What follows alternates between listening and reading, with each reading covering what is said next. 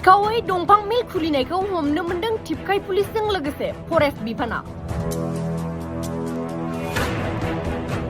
खराघाट हाग्रा बिफान, टिपकाय फरेस्ट बिथ' मावख' आरो टिपकाय आउटपस्टनि पुलिसजों लोगोसे फरेस्ट डिभिजननि प्रटेक्शन स्काउट आरो रुपसि रेन्ज बासबारि जथायै मुसुरजरा बिथ'नि सिङाव थानाय बतझर PRFनि मंगलाजरा फुलजरानि गोथौ हाग्रा सिङाव सिखावै दंफां मिल खुलिनायखौ हमनो मोनदों।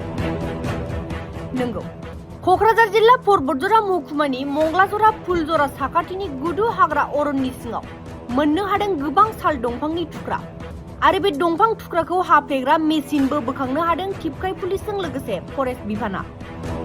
खौराङाव मख'नाय बायदिब्ला आसाम फरेस्ट एक्ट 1891 सेक्सन 24 आरो 25 नि नेम बायदियै दंफां मिल आरो दंफां थुख्राफोरखौ जब्द खालामनाय आरो बे हमनो मोननाय दंफांनि बेसेना 3 एबा 4 लाखसो जागोन होननानै फोरमायदों हाग्रा रैखाथि हान्जाया।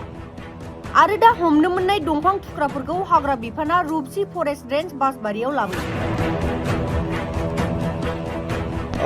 जोङो थांनाय मोना 27 जायो, 27 नि फुंनि 2 रिंगायाव जों मोनसे नैबे बासबारि रुपसि बासबारि रेन्जनि आन्दाराव थानाय मोनसे मुसुरजरा बिटनि आन्दाराव बतझर होननाय मोनसे PRF बेवहाय इलिगेलै स'मिल खुलिदोंमोन आरो माखासे बेवहाय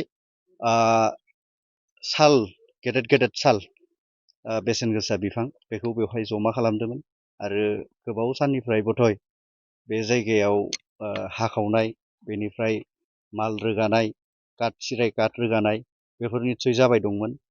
दा बे खौरांखौ गिबियाव जोंनि नैबे जोंनि साखाथियाव थानाय खराघाट रेन्जनि टिपकाय बिट आरो हरै टिपकाय आउटपस्टनि पुलिस आरो जोंनि डिभिजननि प्रटेक्शन स्क्वाड आरो जोंनि नैबे रेन्जनि माखासे जोंनि स्टाफआ जथायै लोगो नांनानै मोनसे सं दानबाय आरो सं दाननानै नैबे पांका दला होननाय बे जायगायाव जों बेखौ जब्द खालामनो हायो।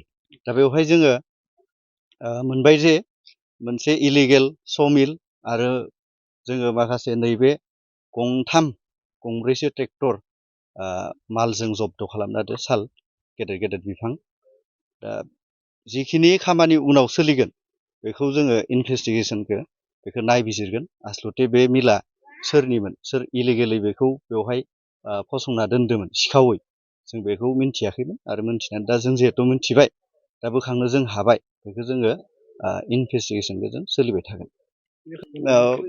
बे मथा मथि 3-4 लाखसो जानो हागौ। गासै जों जब्द खालामदों सालखौ 75 पिस जों गासै बेखिनि जब्द खालामनो हादों।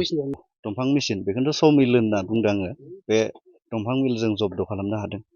जिथु बे जायगायाव जिथु मोनसे दंफांनि मिल आरो गुबुन दंफांफोरखौ दाननानै सिलिंखार खालामगासिनो, सानफा एफा नोंथांमोना हमगासिनो, बेनि बागै मा बुंगोन आरो उननि समाव मा रोखोम राहा लागोन? बेखौ जिहेथु जोंनि खामानिया, फरेस्टनि खामानिया जिहेथु प्रटेक्शन खालामनाय, जोंखौ बेनि थाखायनो बेवहाय लाखिदों।